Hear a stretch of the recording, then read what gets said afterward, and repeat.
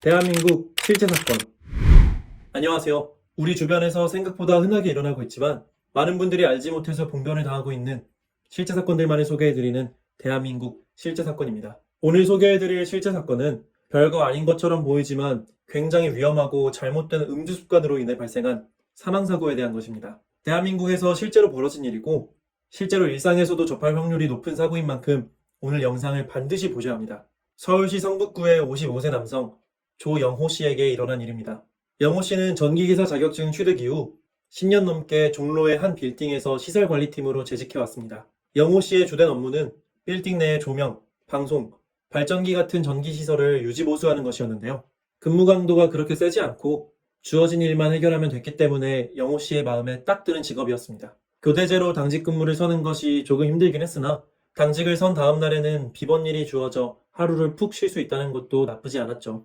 그리고 몇 달 전 영호 씨가 경력을 인정받아 관리팀장으로 승진하게 되었고 직급상 당직 라인업에서 빠지게 되었는데요. 야간 당직 없이 퇴근 시간이 일정해지니 영호 씨는 저녁 시간을 예전보다 여유롭게 쓸 수 있게 되었습니다. 영호 씨는 저녁 시간을 이용해서 그간 즐겨왔던 취미생활을 적극적으로 누려보기로 마음먹었죠. 영호 씨의 유일한 취미는 음주였습니다. 영호 씨는 건설업계에서 일하던 시절부터 소문난 주당이었는데요. 그는 퇴근 후 동료들과 술을 마시는 것으로 힘든 육체노동의 스트레스를 풀어왔었죠. 포장마차, 고깃집, 선술집, 편의점 가릴 것 없이 영호 씨는 하루가 멀다 하고 맥주와 소주를 마셔왔습니다. 영호 씨의 아내는 이제 술을 좀 줄여야 하지 않겠냐며 걱정했지만 영호 씨는 자기는 술을 먹어야만 머리가 돌아가고 일이 잘 되는 특이 체질이라며 큰 소리를 뻥뻥 치곤 했죠. 하지만 그의 주장도 일리가 있었던 것이 영호 씨는 타고난 주량이 어마어마했고 간 기능도 워낙에 좋았던 터라 별다른 건강 이상 징후가 보이지 않았습니다.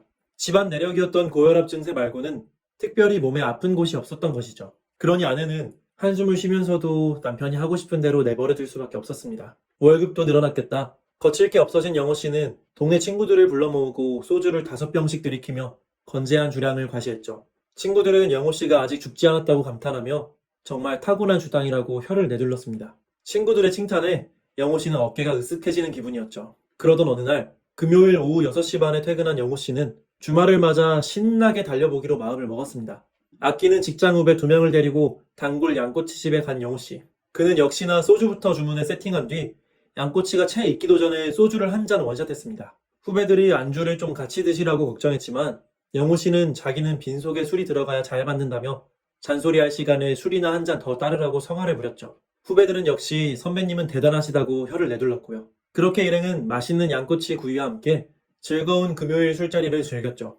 회사 이야기에 자식들 자랑, 응원하는 야구팀의 선수 영입 얘기까지 그날따라 재밌는 이야깃거리가 끊이질 않았고 덩달아 기분이 좋아진 영호 씨는 연신 소주를 들이켰습니다. 영호 씨의 앞에는 빈 소주병이 점점 쌓여만 갔죠. 그리고 어느새 시간이 10시가 되었습니다. 양꼬치집이 문 닫을 시간이 되자 후배들은 이제 그만 들어가자고 권유합니다. 하지만 영호 씨는 오늘 같은 날은 2차를 가야 제맛이라며 후배들을 꼬드겨 보았죠. 그런데 후배들은 이제 자기들도 나이가 들어서 2차는 힘들다고 하는 것이었습니다. 영호 씨는 할 수 없이 후배들을 집으로 보내야만 했습니다. 하지만 어쩐지 성에 차지 않은 나머지 영호 씨는 꼬부라진 혀로 동네 친구에게 전화를 걸어보았는데요. 마침 친구가 전화를 받는 것이었습니다. 편의점에서 맥주 한 잔에 오징어 다리나 뜯자는 영호 씨의 제안에 동네 친구는 흔쾌히 수락을 했죠. 유유상종이라고 영호 씨의 친구도 술 좋아하기로는 둘째가라면 서러운 사람이었던 것이었습니다. 곧 친구와 만난 영호 씨는 편의점 야외 테이블에 앉아 다시금 술을 마시게 되었습니다. 영호 씨는 자기가 어느새 팀장이 되었다고 아저씨 특유의 기분 좋은 허세를 부리며 너털 웃음을 지어 보였죠. 친구는 출세를 축하한다며 영호 씨에게 계속해서 술잔을 건넸습니다. 그렇게 두 사람은 거나하게 취했고 새벽 1시가 넘은 후에야 자리를 파하고 집으로 돌아가게 되었습니다. 이미 막차도 모두 끊긴 시간. 영호 씨는 비틀거리는 발걸음을 이끌고 집으로 향했습니다. 동네 친구와 술을 마셨던 편의점에서 집으로 돌아가는 길은 영호 씨에게 익숙했기 때문에 택시를 타느니 그냥 걸어가자는 심산이었죠. 그런데 그날따라 평소에 잘 다니던 길이 분간이 잘 안 되고 자신의 다리를 돌리는 게 너무 힘든 것이었습니다. 특히 왼쪽 다리에 이상하게 힘이 들어가지 않았던 것이죠. 게다가 몸이 자꾸만 한쪽으로 쏠렸고 머리도 어지러운 것이 컨디션이 너무 좋지 않았습니다. 영호 씨는 그렇게 5분 정도를 위태롭게 걷다가 보도블럭에 주저앉아 버렸습니다. 그는 손을 들고 택시를 불러보려고 했지만 술기운에 취해서 그런지 말도 잘 나오지 않았죠. 택시라는 단어는 머리를 떠도는데 이상하게도 입 밖으로 내뱉어지지가 않는 것이었습니다. 영호 씨는 고개를 절레절레 흔들고는 그 자리에 드러누워 버렸습니다. 평소 영호 씨는 아무리 술에 취하더라도 꼭 집에는 제 발로 들어갔었는데 영호 씨답지 않은 일이 일어난 것이었습니다. 그렇게 시간은 하염없이 흘러만 갔고 어느덧 시간이 새벽 4시가 훌쩍 넘었죠.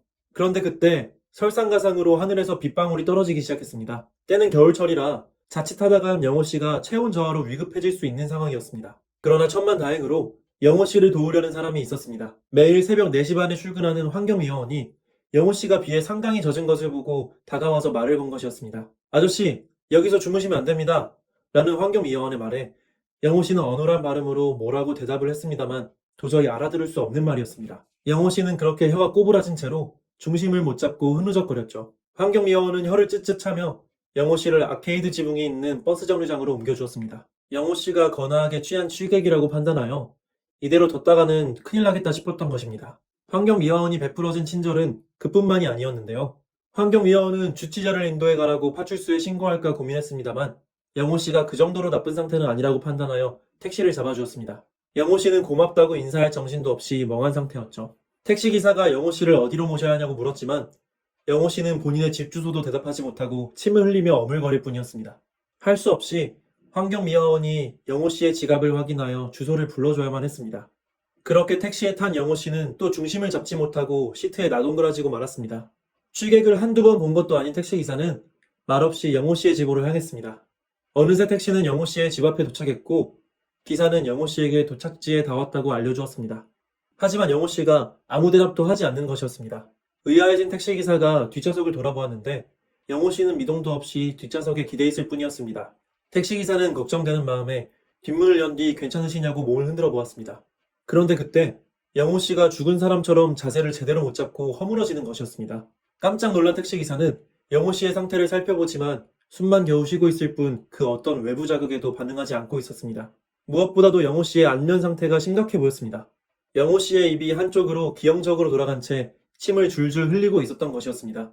영호 씨가 대단히 위급한 상태라고 판단한 택시기사는 응급실로 쏜살같이 달려갔습니다. 하지만 때는 너무 늦어 있었습니다. 응급실 의사는 영호 씨가 이미 혼수 상태라는 진단을 내렸습니다.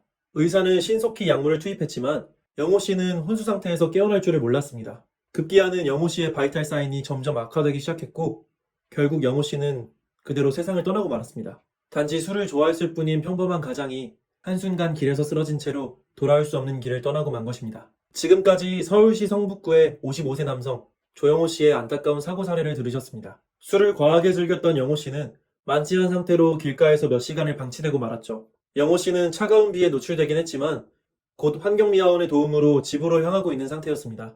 그래서 영호 씨를 사망으로 몰아넣을 법한 뚜렷한 원인이 보이지 않았죠.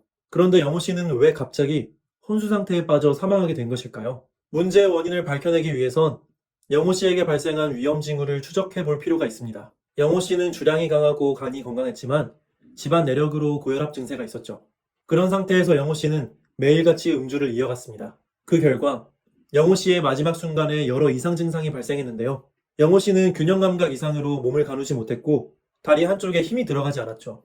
또 생각한 대로 말을 잘 뱉어내지 못했고 발음이 어눌했으며 사람을 잘 알아보지 못했습니다. 거기에 택시에 탑승한 이후로는 거의 외부 자극에 무감각한 듯한 모습을 보였죠. 사실 이런 증상들은 취객이 만취했을 때 보이는 증상과 매우 흡사한데요.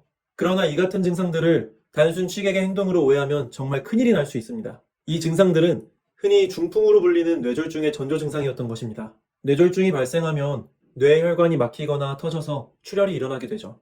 그리고 이 상태가 길어질 경우 뇌로 혈액과 산소가 공급되지 않아 뇌가 괴사하게 되는 것입니다. 뇌졸중은 우리나라 3대 사망 원인으로 꼽히며 특히 단일 질환으로는 사망률 1위를 기록할 정도로 대단히 무서운 질병인 것이죠. 영호 씨의 경우 지나치게 음주를 한 상태에서 겨울철 야외의 낮은 기온에 장시간 노출되어 있었습니다. 거기에 짧은 시간이지만 겨울비를 맞아 몸이 축축하게 젖기까지 했죠. 그러자 영호 씨의 몸에 더 심각한 현상이 발생했습니다. 심한 음주에 이은 급격한 체온 저하로 혈압이 상승하게 되니 영호 씨가 평소 알았던 고혈압 증세가 겹쳐져 뇌졸중이 발생하고 말았던 것입니다. 하지만 뇌졸중이 일어난 영호 씨의 반응은 환경미화원과 택시기사에게는 전형적인 취객의 행동으로밖에 보이지 않았죠. 그래서 처음 영호 씨를 도와주었던 친절한 환경미화원도 영호 씨를 병원 응급실이 아닌 집으로 보내게 된 것이었습니다. 뇌졸중 발생 시 치료의 골든타임은 마지막 시간이 증상이 생긴 다음부터 4시간 30분으로 알려져 있습니다. 이 골든타임을 지나게 되면 병원에 도착하더라도 사망하거나 혹은 식물인간이 될 가능성이 매우 높아집니다. 그러나 영호 씨의 경우 너무 늦게 병원에 도착했던 것이죠. 그렇다면 뇌졸중을 어떻게 예방해야 하는지, 또 지인에게 전조 증상이 발생했을 시 어떻게 대처해야 하는지 궁금하실 겁니다. 우선 뇌졸중을 예방하는 방법부터 설명해 드리도록 하겠습니다. 사실 질병의 근본적인 퇴치법은 대동소이합니다. 평소에 나쁜 생활 습관을 고치고 건강관리를 성실하게 하는 것이죠. 과도한 음주나 흡연을 피하고 갑자기 추운 곳에 노출되는 것을 피해야 하고, 지나친 운동이나 과로, 스트레스를 피하는 것, 그리고 식사할 때 염분과 당을 적게 섭취하는 것이 근본적인 뇌졸중 예방법이라고 할 수 있겠습니다. 영호 씨의 경우 이 뇌졸중 예방법 중에 가장 치명적인 두 가지를 어겼는데요. 바로 과도한 음주와 갑자기 추운 곳에 노출된 것입니다. 영호 씨는 사망 직전까지 과하게 술을 먹었고, 그 뒤에 급격한 체온 저하가 일어났었으니 뇌졸중이 유발되기에 충분한 상태였던 것이었습니다. 무엇보다도 영호 씨에게 뇌졸중을 발생시킨 제일 원인은 평소에 지나친 음주 습관으로 꼽을 수 있겠습니다. 많은 연구 결과에 따르면 매일 소주 한 병의 술을 마시면 뇌출혈 발생 가능성이 10배나 높아진다고 합니다.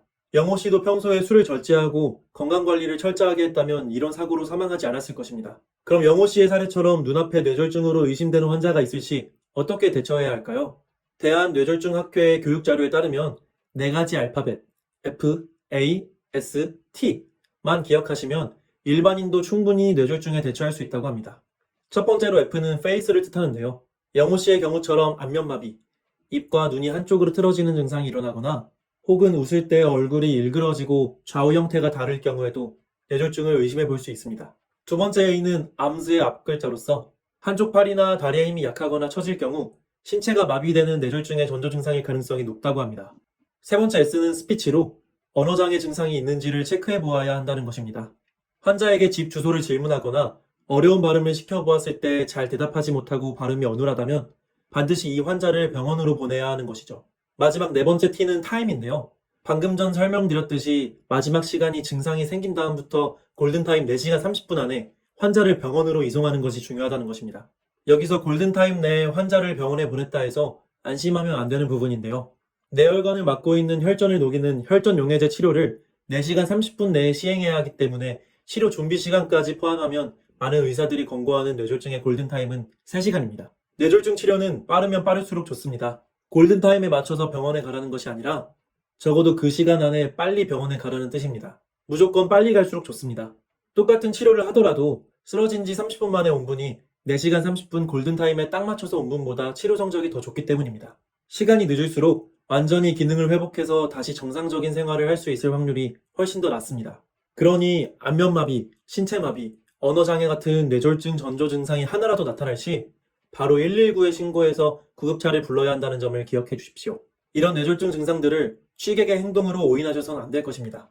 오늘은 취객으로 오인된 뇌졸중 환자가 혼수 상태에 빠져 사망한 사고 사례, 그리고 뇌졸중의 증상과 위험성, 대처법에 대해서 상세히 알아보았습니다. 우리 주변에서 흔하게 일어나는 충격적인 실제 사건들과 그것을 예방하는 방법까지 알려드리는 대한민국 실제 사건. 오늘의 사연은 여기서 마치겠습니다. 구독과 좋아요는 저에게 큰 힘이 됩니다. 더 좋은 영상으로 찾아뵙겠습니다. 감사합니다.